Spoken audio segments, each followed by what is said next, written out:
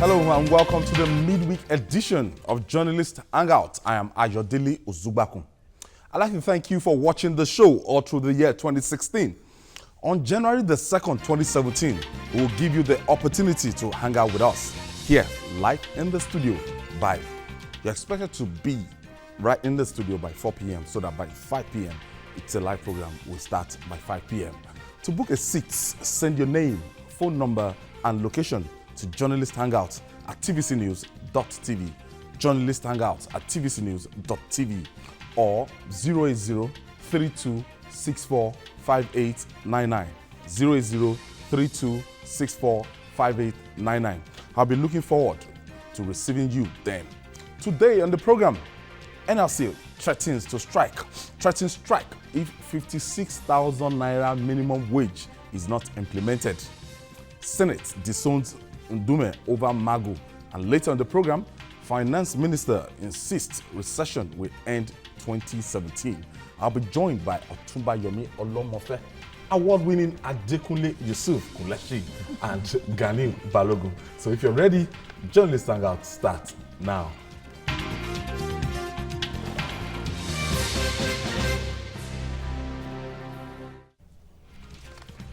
The Nigerian economy is almost bleeding. It's bleeding. Almost all sectors are sick. Companies are folding up, and so many people are losing their jobs. The prices of goods and services are skyrocketing, and the purchasing power of the average Nigerian worker is thinning out. Today, workers are struggling to stay alive. This is the Nigerian Labour Congress is saying that it's pushing the NLC to an edge, and they're saying that it has threatened a nationwide strike in 2017 if the federal government does not begin the implementation of 56,000 naira national minimum wage. It says the review is overdue, but will the federal government be able to meet these demands? Gentlemen, we're in recession. Economy is not doing too well. And the Nigerian Labour Congress is saying, look, we have a statutory agreement with the federal government. I think this should be reviewed every 5 years. So the last time it was reviewed was like 2011. And that was 18,000. From 5,005. From 5,005 to 18,200. Can we afford 56,000 naira minimum wage? Now, I don't want us to look at it in the context of federal government of Nigeria. We're talking about our state governments that they are still, grappling with 18,200 naira. And let me start from you, Gani. Well, the reality of our reality is the fact that we have no choice in this one. There's a catch-22 situation. People can no longer afford to survive on 18,200. It's not possible. So they have to supplement it. We are fighting corruption. And you want to fight corruption in a situation where a man who has 18,000 is supposed to have 3 children in school. Maybe not 18,000, let's say 30,000. Feed 4 children, a wife, maintain a motorcycle. At the total cost of a month about 250,000. And maybe live in a face me and face you apartment, let's say 1 room. He has no ambition. That's all they can afford. And now the labor says we must increase it to reflect reality, to reflect the current rate of inflation. Yes, a bag of rice is 18, okay. Minimum wage cannot buy a bag of rice. So labor is doing what they are statutorily expected to do. True. But the reality, the timing, is not the time to do anything. One, we cannot afford it. 2, it's also the time to look at the squadness of our federation. There are states that cannot afford. I'm not talking about leakages. I'm talking about everything is ceteris paribus. Everything is equal. So some states cannot afford to pay minimum wage of 18,000. And they don't have the same skills, the same parameters. Why they go to the same market? And the IGR is almost nothing to write home about. I came in from Ibadan today, and you come and see the celebration because the governor is paying 2 months' salary of June and July. Yeah. June and July? Yeah. June and July.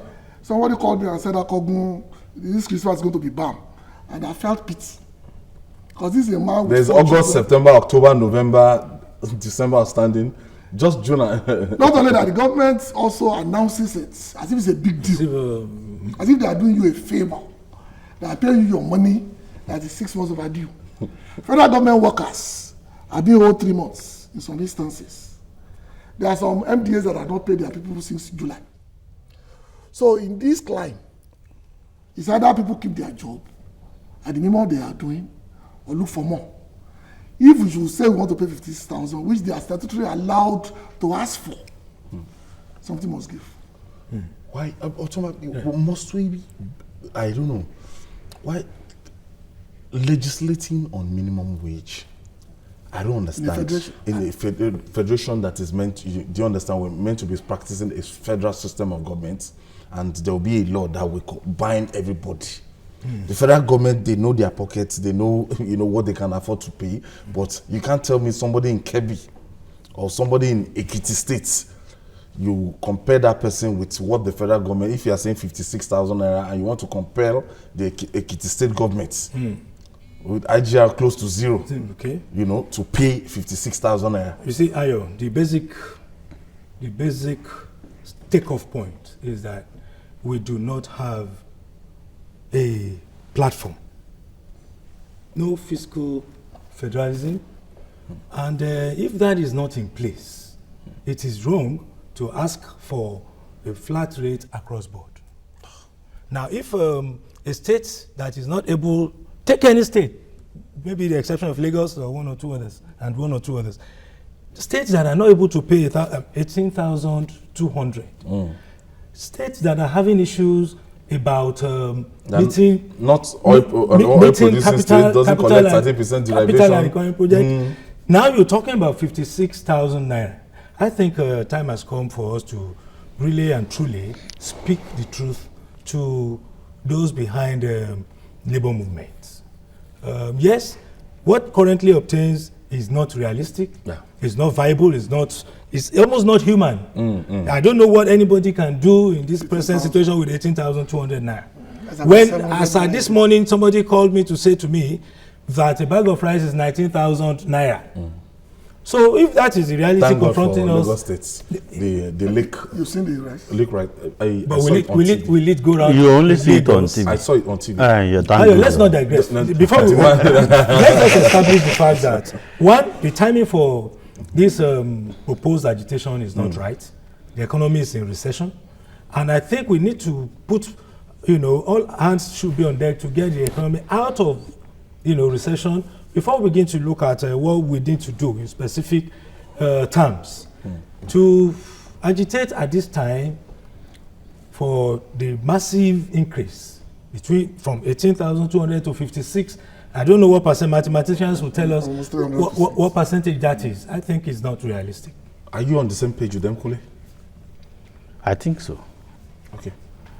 You see, I think, I don't know what has happened to the labor movement in Nigeria. It's like they are living in another country, not in Nigeria that we all know. In the sense that when you look at when President Muhammadu Buhari took over and now, things have gone bad, from bad to worse. When you look at the purchasing power of the Naira. So that's a fact. But when you look at it critically, even the federal government of Nigeria, some months before the former president left office, the former finance minister who was borrowing to pay salaries. The federal government of Nigeria was borrowing to pay salaries. As at the last time I checked, about 2 days ago, asked people in the road safety, when last were they paid? Road safety call. This government is having financial crisis, big ones. So you need to look, how do we make money? The money comes almost solely from oil. What's the price of oil in the global market? So you see us, we love to just dissipate energy, apportioning blames, blaming finance minister, blaming Buhari. No, we're all involved. From the president to ordinary folks in society, we are all involved. this NLC doesn't know what it wants. I will expect an NLC that will win my heart to say, okay, one, in Nigeria, we must return Nigeria to the old system whereby the public school system worked. If you know the drain that educating your small children, constitutes to your pocket, because today, what we have are private schools. Even the woman selling groundnut by the roadside, we choose to send our children to private schools, not public school. That system has collapsed. Why can't NLC put pressure on state governments, federal government, to ensure that the public school system works? That will lift a big burden from everybody. 3 months. That's one, because you have to pay 3 months. 1, 2. All these years, what are they talking about? The refineries. They should have pushed the government of Nigeria to do the right thing.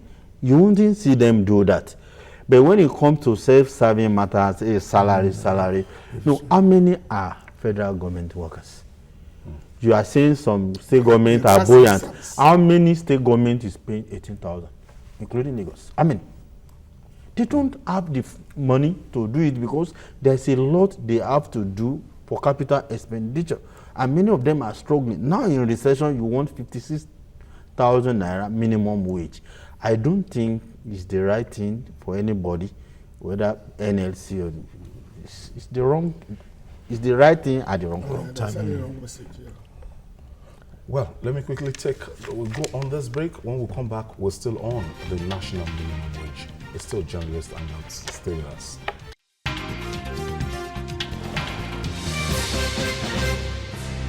Welcome back. We are looking at the proposed 56,000 naira new national minimum wage, and the Nigerian Labour Congress, they are threatening to go on strike come the 1st of May 2017. They've served that notice to the federal government of Nigeria, and our resource person, Benga is saying that, look, why the federal government, all what they need to do is open up our rail system, work on infrastructure, make basic things work so that the economy will be, buoyant. And Tunde Abaton is talking about what you said, fiscal federalism.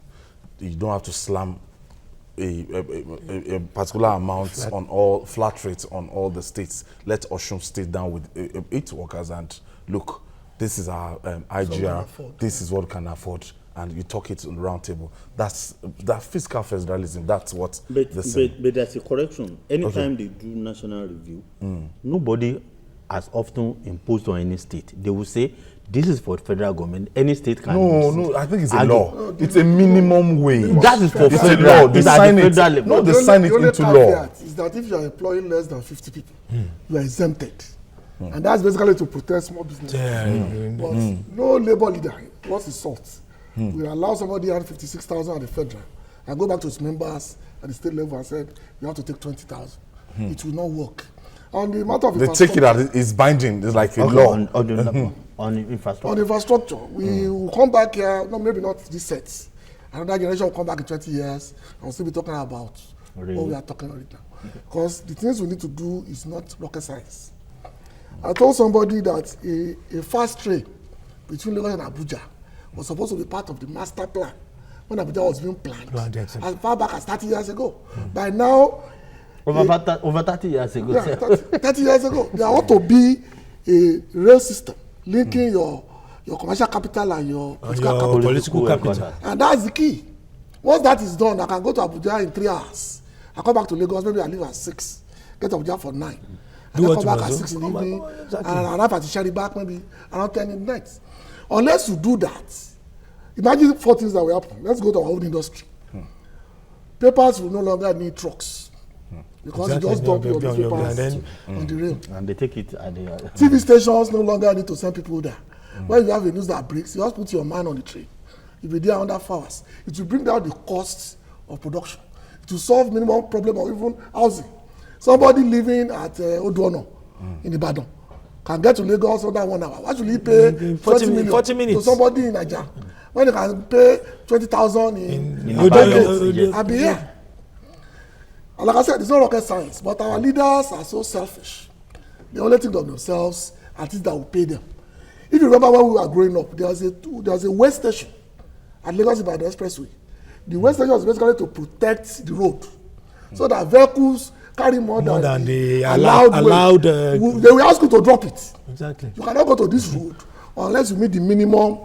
This has been done before, but right now all everybody cares about is how many universities I can build, how many airlines I can start, how many trucks I can buy. Exactly. And they don't know that one day how many private jets I cannot, and the private jets you're accumulating cannot even go to your village.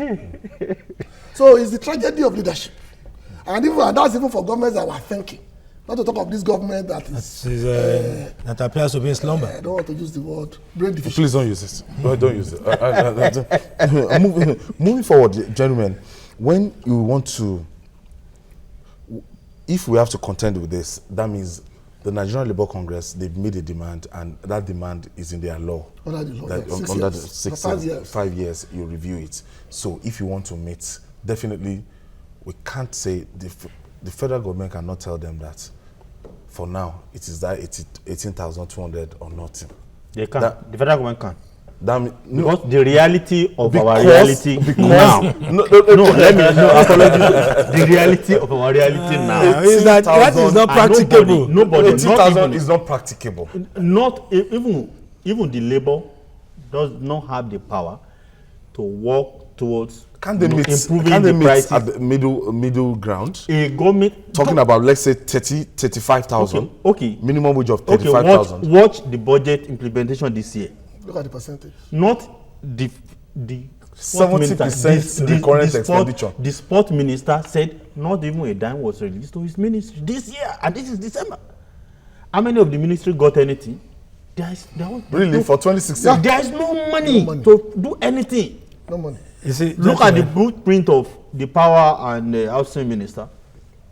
Look at what they do abroad. If you follow those blueprints, Nigeria will transform. Yes, there's no fun to do it. You see, what I can say here. So it's so simple. It's not about wishful thinking. You want to do anything, you have the ideas. So, you need money to implement your ideas. So that 18,000 is not well. Even now, 18,000 is not achieved. So why talk about 56? Is battling to say what I think we must do, really and truly, and we have said this times without number, is that we need to get back to this table and redesign the way we want to move forward, the basis on which we want to move forward. That is not a government. It's not a government that can do that. No. I've never seen any sign. No, they just go no structure. Yeah, no, this is not a government that is sympathetic towards that. They only want to be there and do so. Okay, but by now, what have they done that is different? They should have been addressing. Look at that. It's so easy to change the economic outlook of Nigeria through that. Why do you encourage mental indolence? How can a Lagos that collects money from brotels, from eateries, from beer parlor, from every stuff,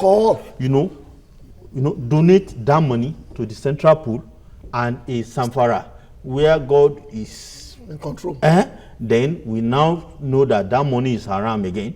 Come on, we don't have to do that. Any country that encourages indolence can never develop. That's what we do in Nigeria. That's the basic consumption of alcohol and everything. Somebody who is hardworking and somebody who is not cannot be exactly. So is it a crime for Zamfara to say, look, you cannot drink? It's not a crime, but it's a crime to spend from it's morally money. I think it's morally wrong. Yes, it's morally wrong. So when it's time to share money, then you know you have land mass. You know you have population. You are less privileged. You are this. You know that you are backward in this. You know that's not a federation. NLC is like a house divided against itself. Yeah. No doubt. Now, this threat now, you can take it with a pinch of salt. Like in the last strike they called, it was a monumental failure.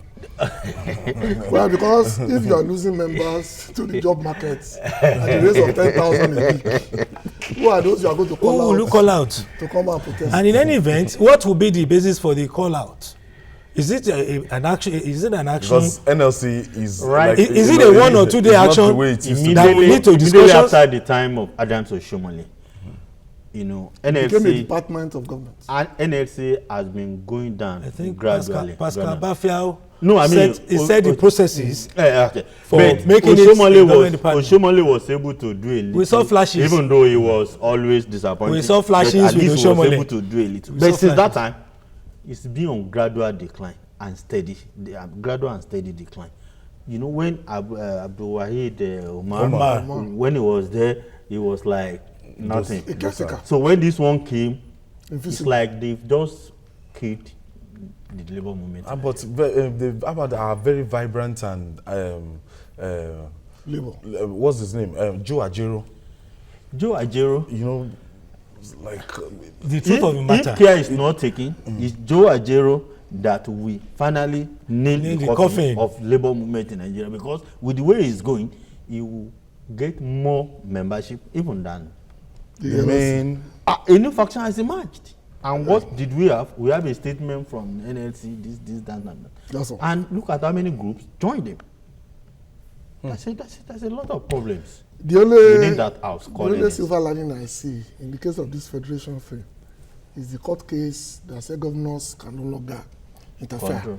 Local government funds and all that. Yeah. I just read as a situation where one local government chairman elected will go to court and insists that his money must be paid directly to the local government, because that's where to start.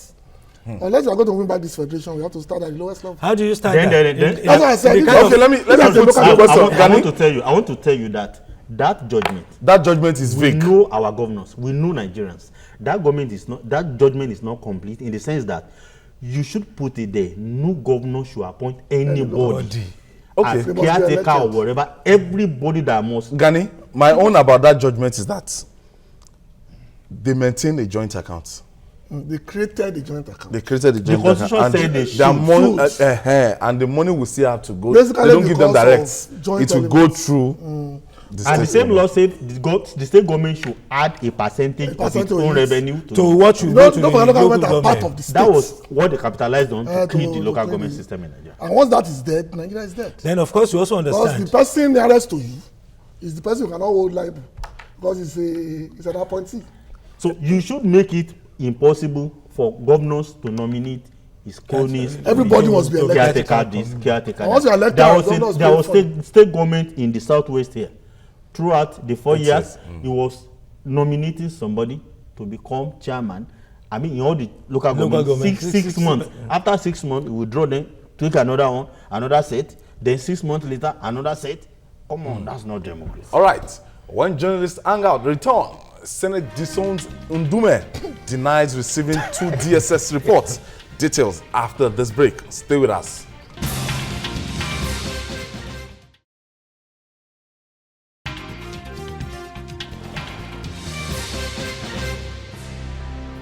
Welcome back.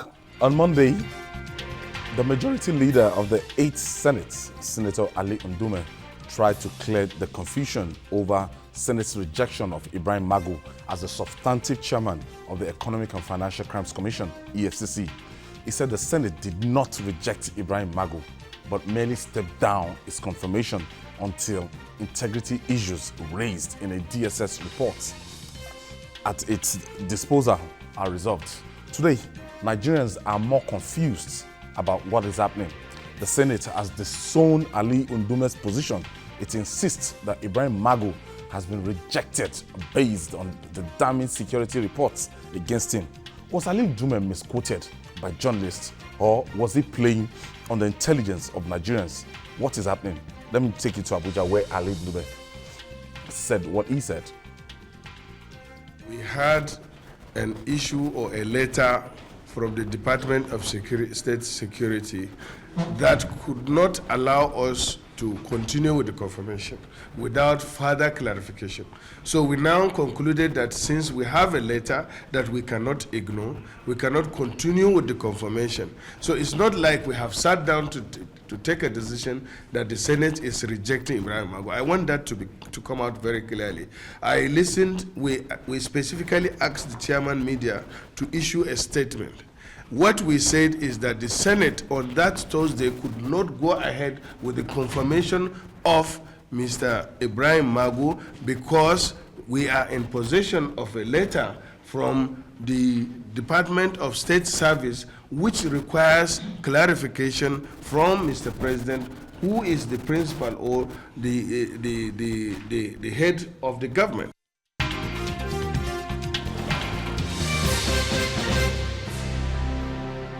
And after that, the Senate actually tweeted and, countering what Ali Ndome is saying. Okay, get the tweet.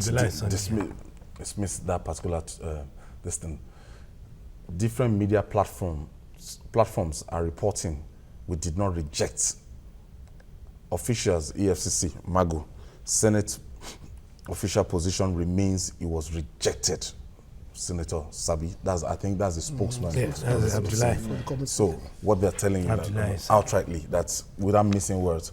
Now, some people are raising some technical issues here. They're saying that the process of rejecting him, it should not be their executive session, the confirmation and everything. It's meant to be plenary and everything. And but that's by the way. By the way, Adekunle Yusuf, what do you read between the lines? What's happening? Magu was not rejected. Magu's confirmation was not rejected. Forget what the Senate spokesman was saying. If that's what's going to happen, you will come to the floor of the Senate and you put it to vote. That's the position of the Senate. That's what I was trying to say. You won't go to any indoor or dark room and take any decision and ram it down our throats. Put it again. You can't go into any dark room. It will be a plenary. Yes. Then the Senate will take a decision. You put it to vote.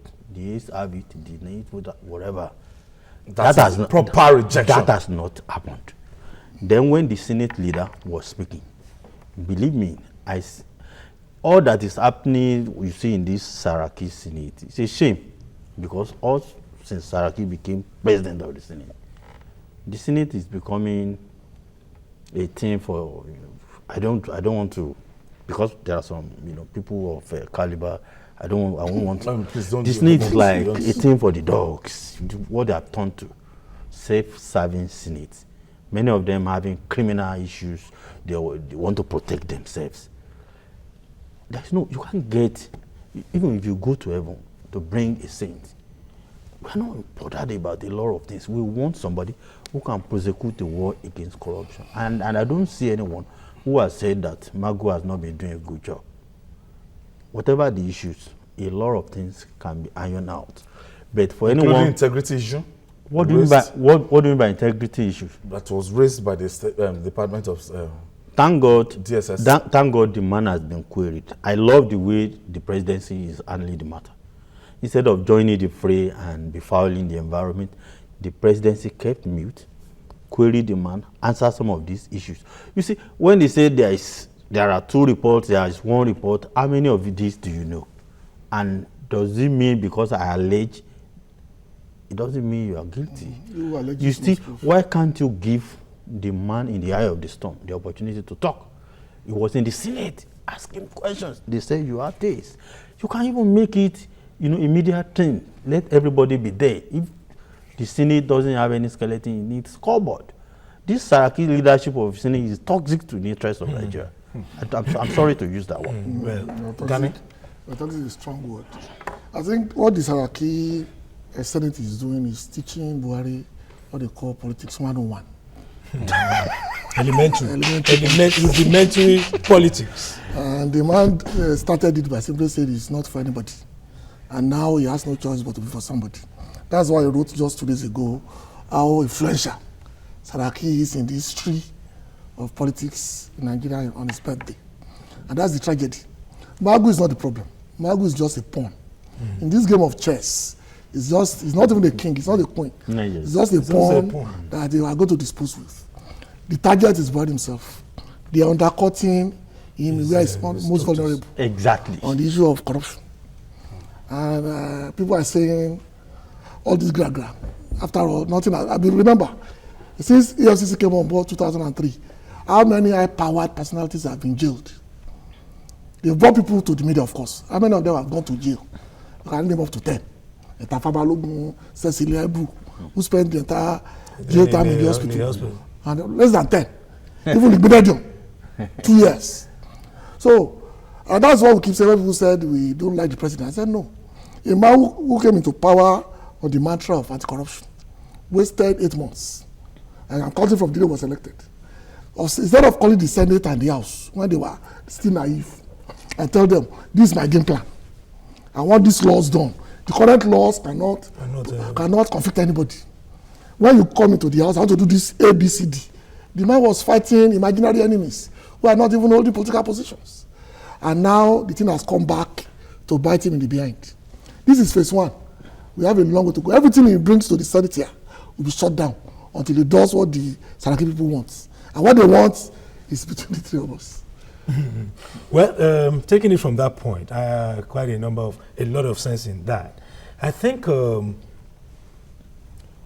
we should understand that we have a constitution, we have a configuration presently that cannot work. And it isn't until we have turned it around that we can begin to look at some Magu, EFCC, this one. We have all seen what happened. We saw what played out between Saraki and EFCC.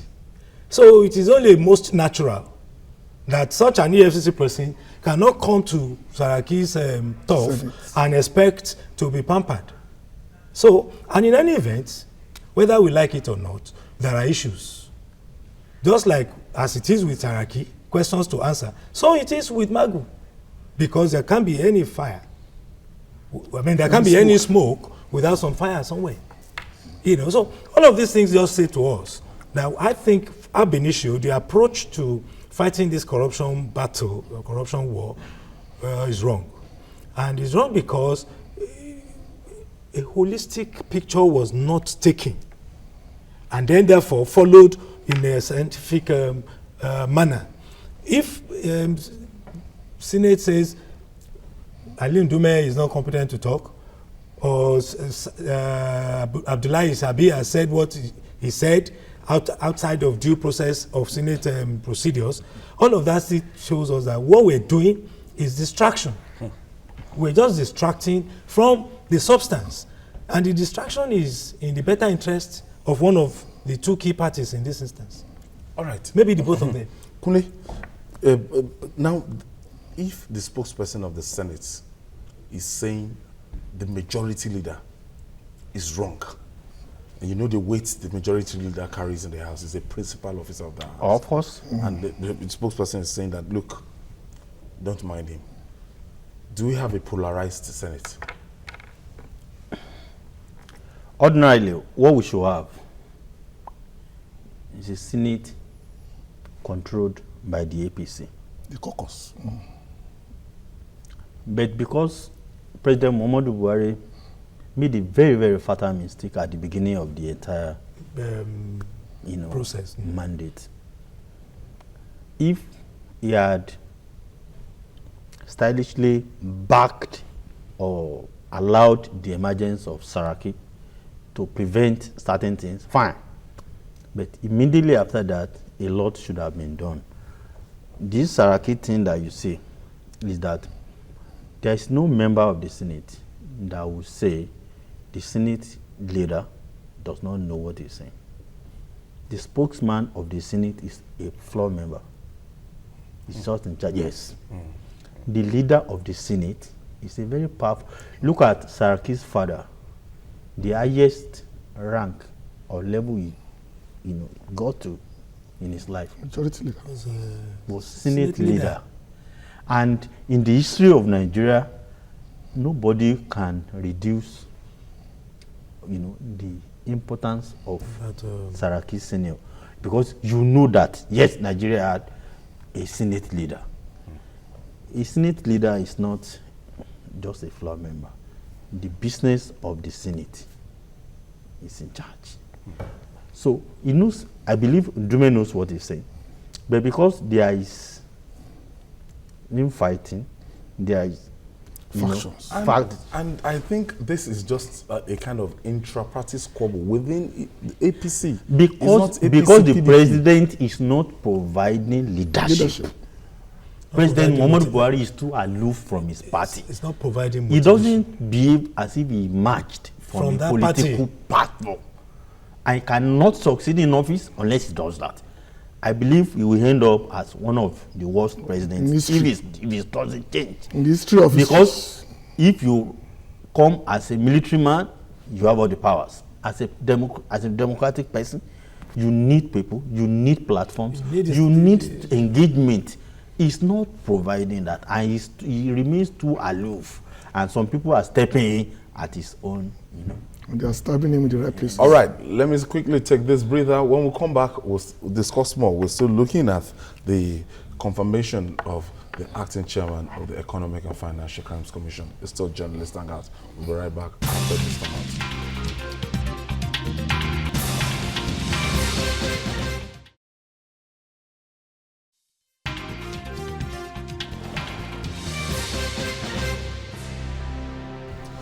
Wow. And moving forward, gentlemen, Barack Obama said it in Ghana that we don't need strong men. We need to build strong institutions. So should it be all about Ibrahim Magu? Is Ibrahim Magu synonymous with EFCC? No. And can't we move forward? Can we fight corruption without Ibrahim Magu? Must it be? Do we have an institution that today that everybody will know that even if Magu is not there, the institution will come after you? It's a natural thing. Because I always disagree with this notion when they were fighting corruption. The federal government is fighting corruption. There is no state government that is fighting any corruption. No local governments. No local government. The corruption is going on very well. Even at a larger corruption is happening in Nigeria. It's a native of Nigeria. Corruption is waxing stronger. I don't want anybody. I always say that thing. Is there any state government fighting corruption? None of them. So it's the agenda of one man in Nassau Rock and his appointees. Go ahead, fire. If that's all. So when we now say we are fighting corruption, the day we will start fighting corruption, all of us will agree that we want to fight corruption, right from the lowest officer, who is the chairman of the local government, to this governor, to the president. There will be something like a replica of EFCC everywhere, and we all agree. But when we continue to operate a fake system like this, everybody is just watching. It's like this thing is about to collapse. They are just watching. They know what is happening. There is no EFCC knows that it can only do a little. It can't fight corruption in Nigeria. The biggest corruption goes on at the state and local government level. What is your EFCC doing about that? The platform to fight corruption in Nigeria is non-existent. It's not there. It's not there. When they created this BVN thing, we were made to believe that you can't have to. I've seen people who have 4. BVN. Yes. I didn't believe it, but when people showed me, I say, what a country. But do you link on it? Oh, she's in Nigeria. You see Nigerians who have 20 passports. Beyond what it means that you can have several identities, you can do a lot of things. Beyond these basic issues around corruption, I think EFCC, Magu, until the day we begin to see institutions and not individuals, it is at that time that we can begin to make meaningful inroads. Now, EFCC, from as with so many of the government agencies, from the inception of it, it was Ribadu EFCC. It was Waziri EFCC. Lamode. It was Lamode EFCC. Now it is Magu. Until we begin to care less about who is at the helms, but what the institution itself is out to do. It's auto-run. Now, if we are not scrutinizing the effectiveness, the challenges, the strength, the SWOT, we're not doing SWOT analysis of EFCC. We're only bothering ourselves and our heads about how Magu should be confirmed, or why he's rejected, or why he shouldn't be rejected. And let me ask you, how can EFCC, how can a person get to the rank of Deputy Commissioner of Police in a Nigeria that we have and be without blemish? How can a person get to the rank of a Deputy Commissioner of Police or its equivalent in any of the federal establishments without any what? Because it's not court. So, I think the problem, I won't say this again. because it's not caught. If it's caught, they will be blamed. No, okay, well. The point here is this. I once saw on a program, and the guy said it was being nasty, that nobody's clean. We have no more rules. All of us.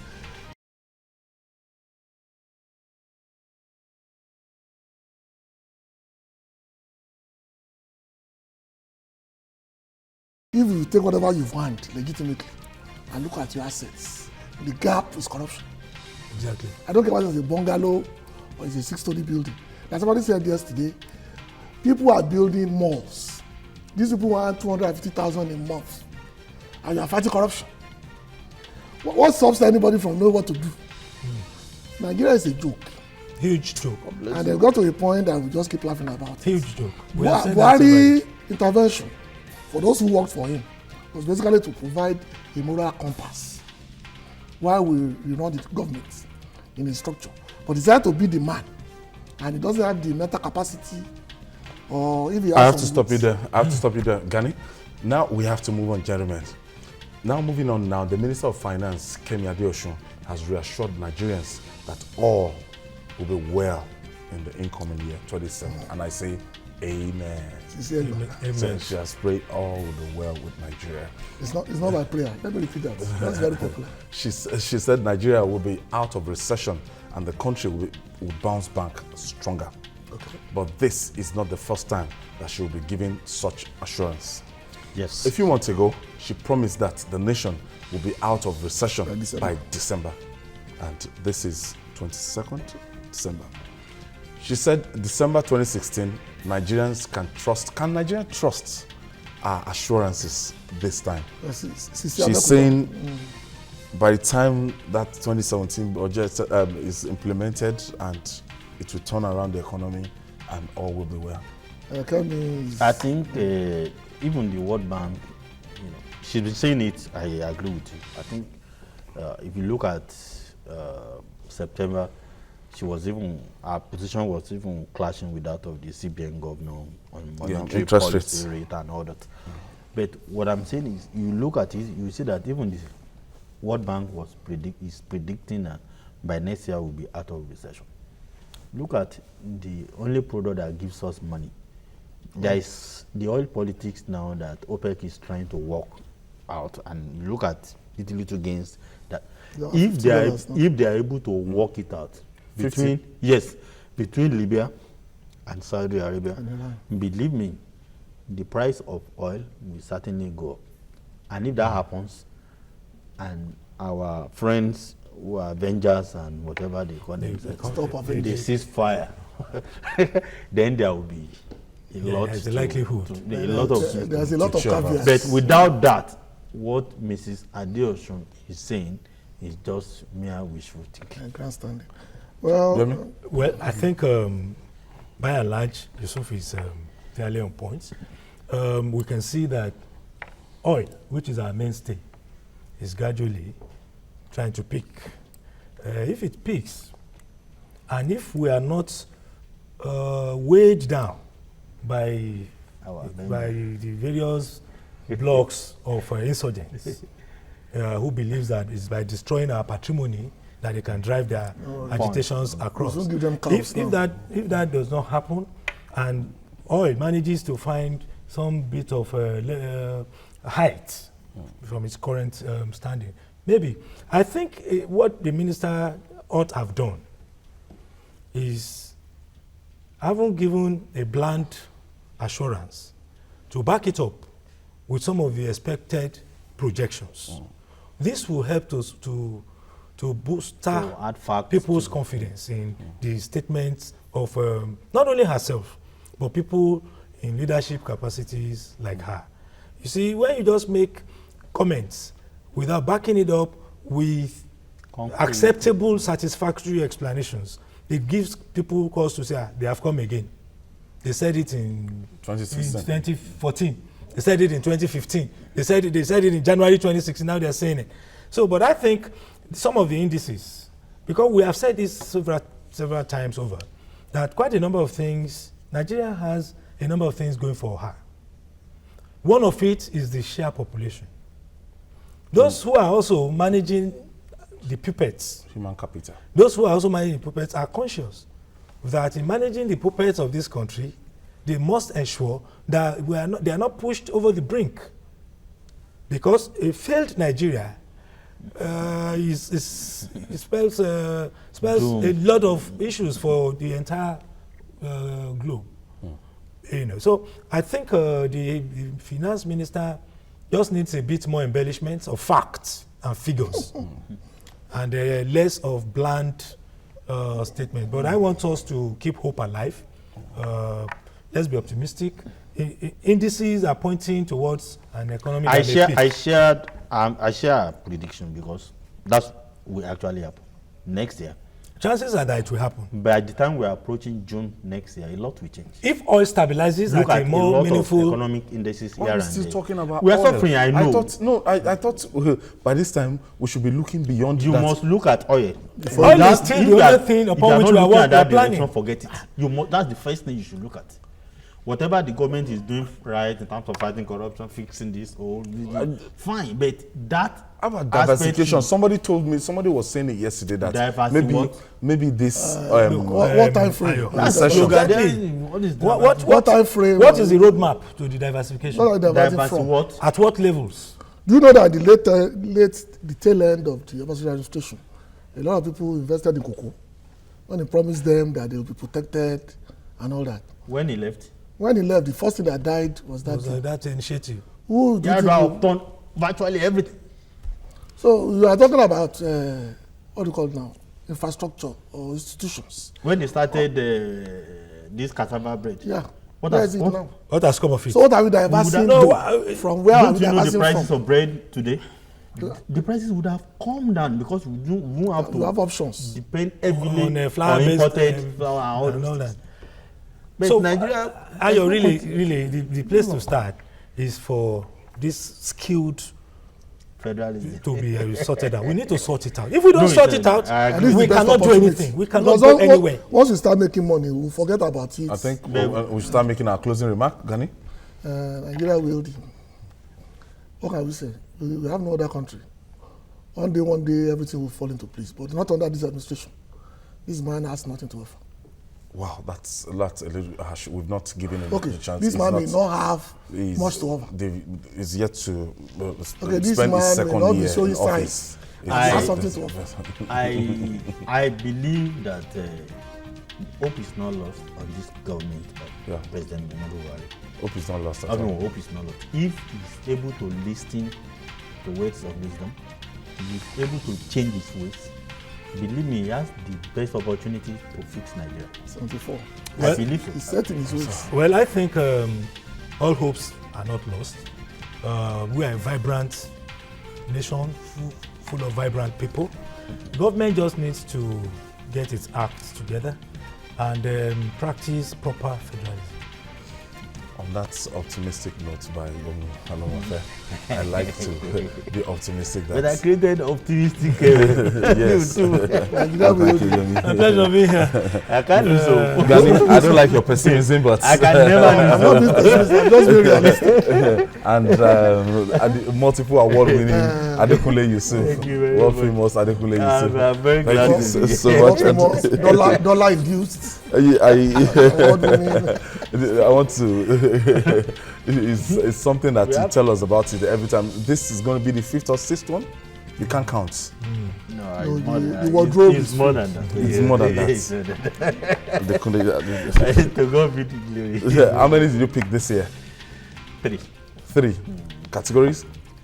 I won the editorial Nigerian Press Council Prize for Editorial Integrity at DAME, Diamond Awards for Media Excellence. Then I won the Chevron Nigeria Limited Prize for Oil and Gas Reporting at Nigeria Media Merit Award. Then I also won the Adamu Mazu Prize for Tourism Reporter of the Year, Nigeria Media Merit Award. can say that Not just 3 we are points. blessed in this house. All in one, Adekunle Yusuf. And I want to say great Apokites to you. Great. Thank you. Thanks so much. Greetings from my producer to you. Thank you, producer. And that's it on the show. Join us tomorrow for another interesting episode of the program. And if you can, and watch the repeat broadcast tonight at 11 p.m. Nigerian time. You can also watch Journalist Hangout on YouTube. That's youtube.com/TVC News Nigeria. Our feedback channel is Journalist Hangout at tvcnews.tv. I'm Ayodele Usubaku. Bye for now. God bless Nigeria.